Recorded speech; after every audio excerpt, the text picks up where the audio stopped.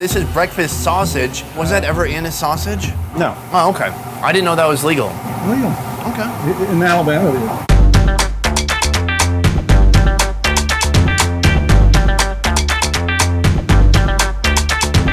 The USA South is renowned for its mouth-watering barbecue, and Alabama is no exception. Oh, see that my juice gosh. coming out? Yeah, it's super juicy. But there's one place, one restaurant that's doing things a little bit differently. White barbecue sauce. I've never heard of such a thing. I've seen brown. That's it. This may be the most controversial video of my career. Exploring American barbecue made with Alabama white sauce. When I think of barbecue, I think of low and slow. This was my great-great-grandfather's recipe.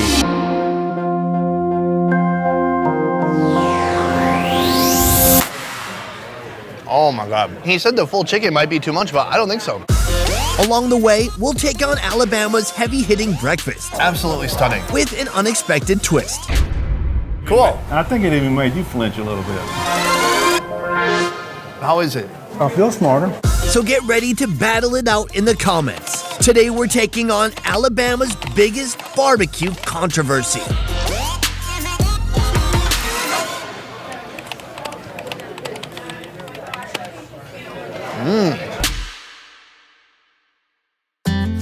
Well, good morning, everybody. Today we woke up at 5 a.m. so that we can have brisket for breakfast. I'm here with Jacob. Oh, we can't. Can't shake. Can we do one of these? Boom. Oh, yeah. Big Bob Gibson Barbecue was founded in Decatur, Alabama in 1925. It's widely recognized as one of the oldest and most prestigious barbecue restaurants in the world. Now, it's run by fifth-generation grill master Jacob. What is your approach to brisket? We're trying to get as close as we can to a Texas brisket. Texas is just basically salt and pepper and just real fatty beef. Here, we can't serve as much fat as I would like to. Our basic thing is just salt and pepper. The brisket is put in the smoker overnight for 12 to 14 hours at 250 degrees. We call that low and slow, the best way to make ultra-tender, fall-off-the-bone quality meat. Oh, See that my juice gosh. coming out? Yeah, it's super juicy, and it is just steaming. Now, the black kind of demonic outer shell, is that just burnt meat? It's not burnt. It is basically smoked with the rub and salt and pepper that we use, especially when we use a hickory wood. It gives it, like I said, demonic look. Gives a little extra flavor on top. You see, it just keeps the natural moisture. Oh my God, it is so warm, soft, tender. I'm gonna go for it. I'm in my happy place right now. That is delicious. The smoke itself has a very unique taste to it. It does. This strip of fat is so juicy and it can hold all those flavors in. Oh, that is great. We have basically just stepped foot in Alabama. How would you describe this state in one word? It is very, it's, one word, I don't even know. It is very unique, I guess. When I first came in, you see farmland, you see just cows. Well, you go farther south, and it's a lot more city. And also not only that, but our barbecue.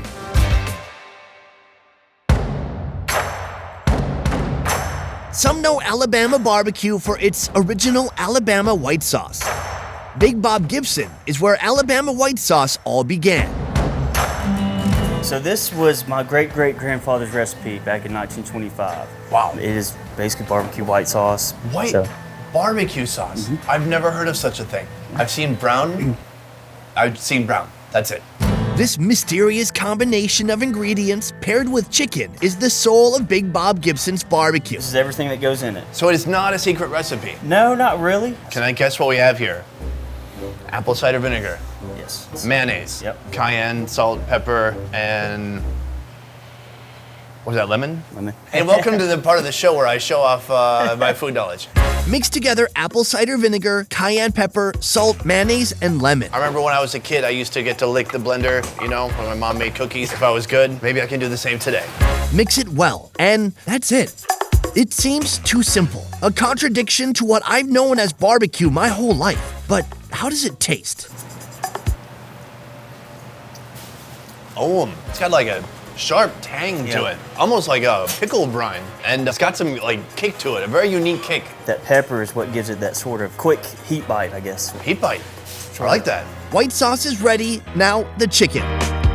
The chicken is seasoned with salt and grilled low and slow for an hour and a half. This is how we started cooking chicken in the first place, or how Big Bob did it himself. It's just a brick style pit, fire over here, and the heat just travels and smoke travels through this vent. Oh, I I see. Here. So right now, what we're doing is we're basically just dipping in the seasoned oil. And this is basically a protection layer, keeps the internal moisture inside the chicken. So by the time that you dip them in white sauce, they're not dry to the bone.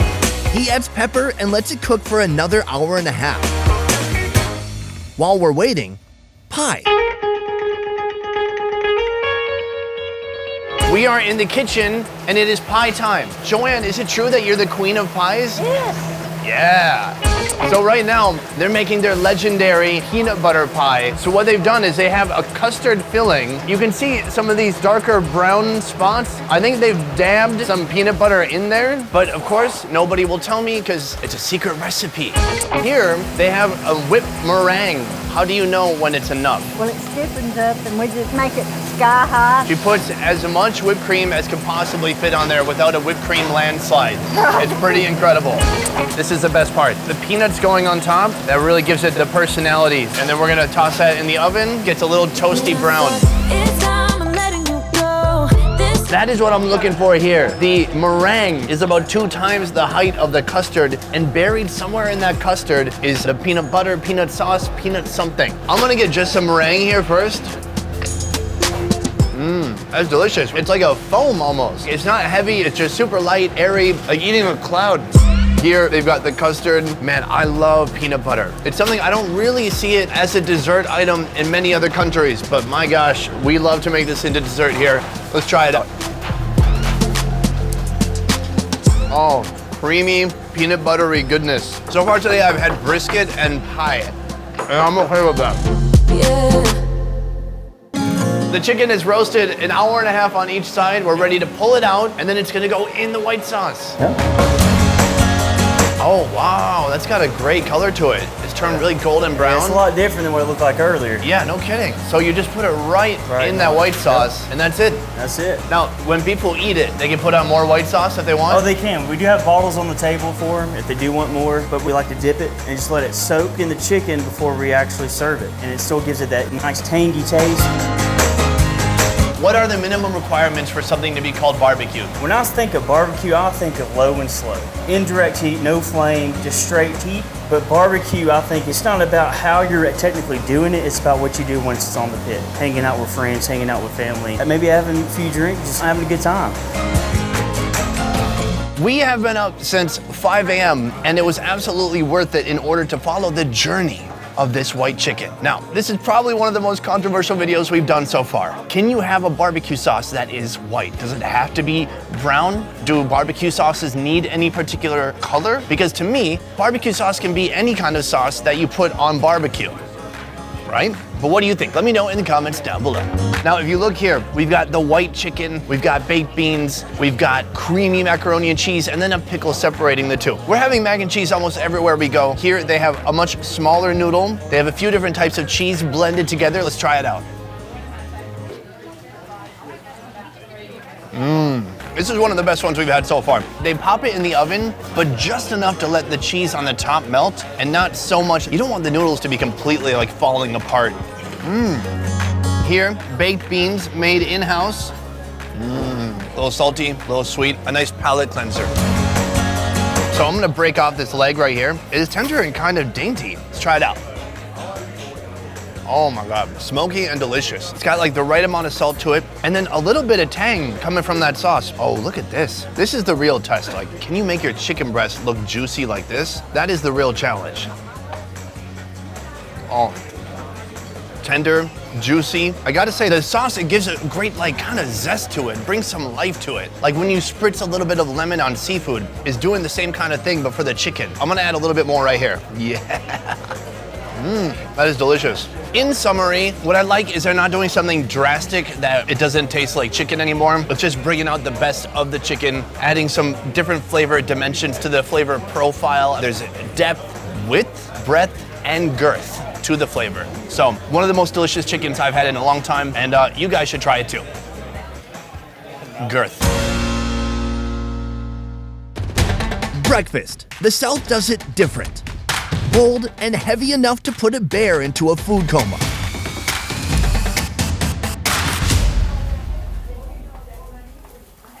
All right, here's my last memory. I was in the kitchen, we were making sausage gravy and biscuits, and then Steve said, go to the dining room and I'm gonna whip you up some eggs. I cannot see what he's doing, but he is up to something. Drinking cow's blood and cooking shark in India. How am I going to make sausage gravy and biscuits look like that? So as a backup, I do have some pork brain. Because the last time I had them, I was 5 years old and my grandfather cooked it. From what I remember, it was really good. And my mom kind of went ballistic, got rid of it and everything. Well, hi there. Hi. What a moment. When I woke up this morning, I definitely did not think I would be eating pig brain.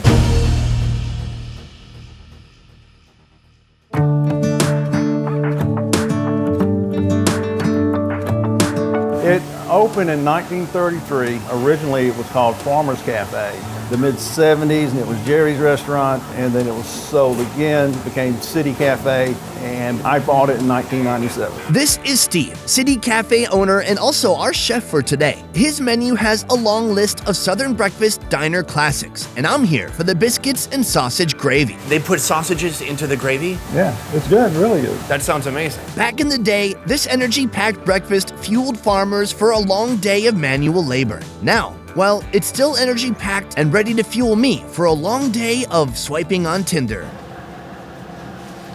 First, the biscuit. Whisk together unsalted butter, shortening, self-raising flour, salt, and buttermilk. What's the difference between milk and buttermilk? Buttermilk is what's left over when you make butter, which I do not really like to drink. Cheers. Cheers.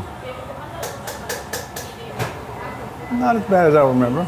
It's creamy. It's just like a liquid sour cream. Flatten the dough, cut out doughy circles, put a little butter on top, and bake until they've turned a beautiful golden brown.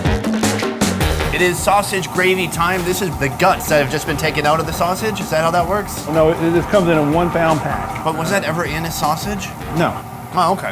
I didn't know that was legal. It's legal. Okay. In Alabama, it is. All right.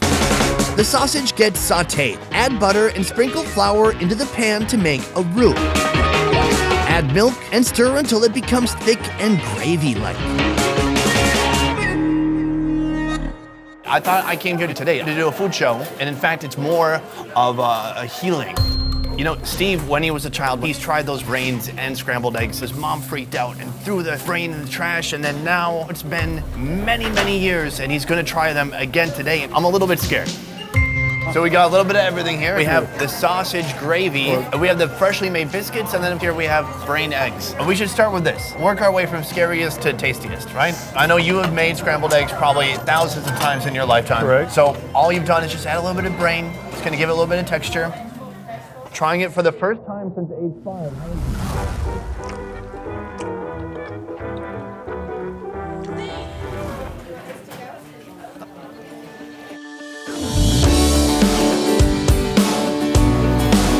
Pretty good. I feel smarter. You've done it. Scrambled eggs already kind of feel like brains. There is no distinct brain flavor. There's the same kind of gooey texture that you'll find with any kind of scrambled egg. If this video is a big hit, would you consider putting that on the menu? If people pay for it, I'll put whatever on the menu.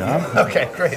I haven't had sausage gravy and biscuits before, but it does appear that the first thing you do is split it in half. So you can get more gravy on it. These are nice and flaky, airy, warm, and then you just dump the gravy on? Right. Oh my gosh. Look at that, that is nuts. Steaming up, soaking into these flaky, soft biscuits. I'm gonna get a nice piece here. Here we go.